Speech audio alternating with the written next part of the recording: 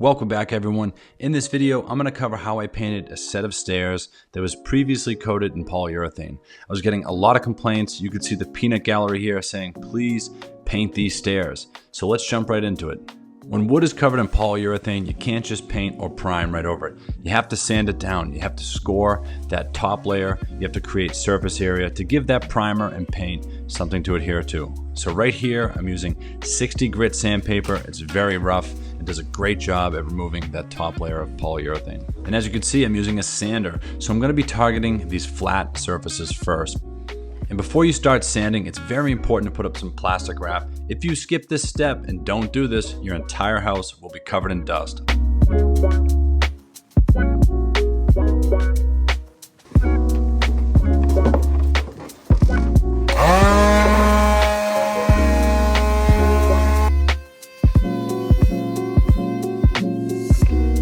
While the handheld sander does a great job at targeting larger surface areas, you're going to need a handheld sanding block to get into those corners and tight spots just like this.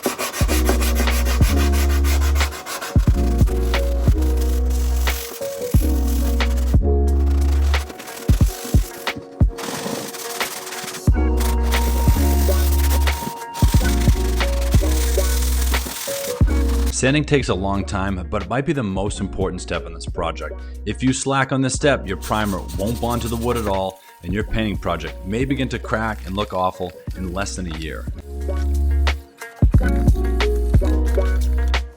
Now that the sanding is done, I go around with a damp cloth and I wipe down all the dust. Sometimes I even do this twice.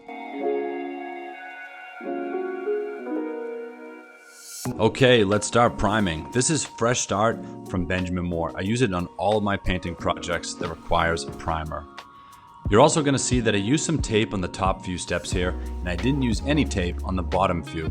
In the past, I realized it takes a lot of time to set up tape properly, and when you peel it back, it can actually rip off the paint. So typically, I don't use tape, and I just go very slowly and freehand paint.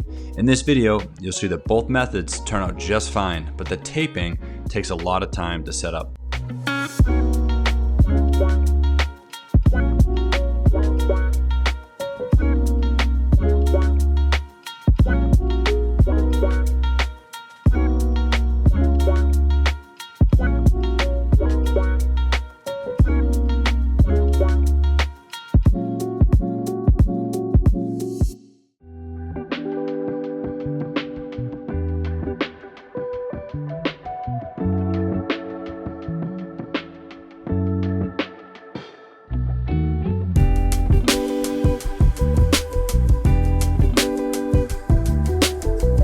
In spots like this, I'm not worried if this primer or paint gets on the wall. I have that same color left over in my basement, and I'll touch up the wall when I'm done.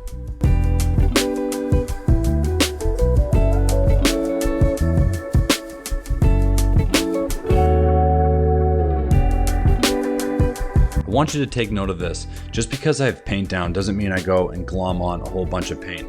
If you have paint drips that accumulate and drip down to the bottom, it's going to rip up when you pull that tape up. You're going to have to redo the whole thing. So be very careful not to use a ton of paint.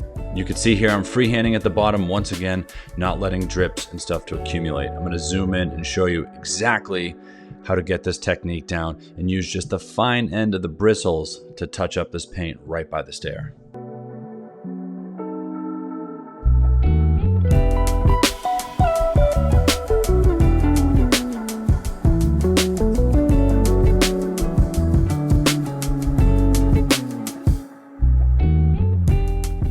I hope you're enjoying this video, and if you are and you find value in it, please hit that like button below and consider subscribing. I work really hard to put these videos together in hopes of providing some information to homeowners and DIYers just like you.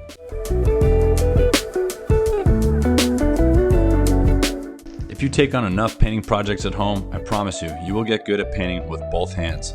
I'm naturally right-handed, but here you can see I'm painting with my left hand.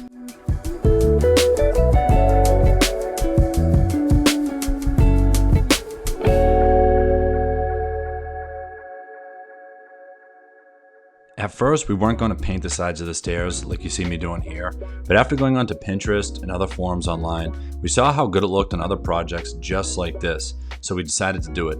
Let me know what you think in the comments below.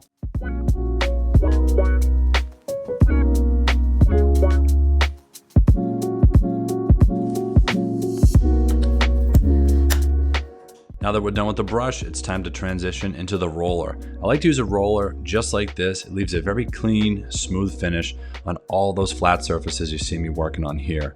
And lo and behold, I have another inspector of the peanut gallery looking over my shoulder to make sure the job is being done right. Here's a little bonus expert painting technique. You put some paint on the end of your roller, pass over round surfaces to leave a smooth finish just like this.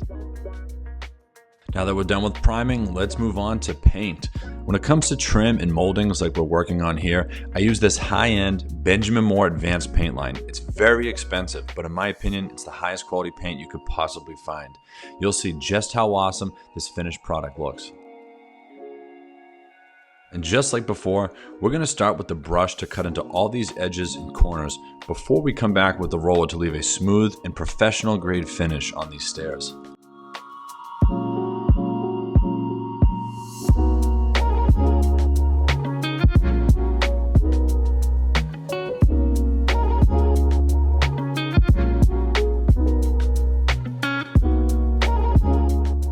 If you happen to make a mistake just like this, no worries. Keep a damp rag nearby and you can wipe it clean, no problem.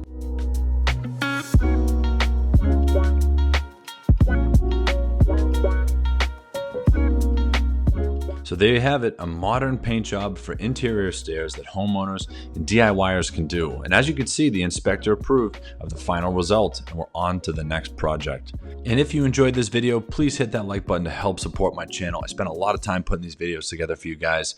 And don't forget to hit subscribe so you can be notified of all my upcoming videos. Thank you so much and I'll see you next time.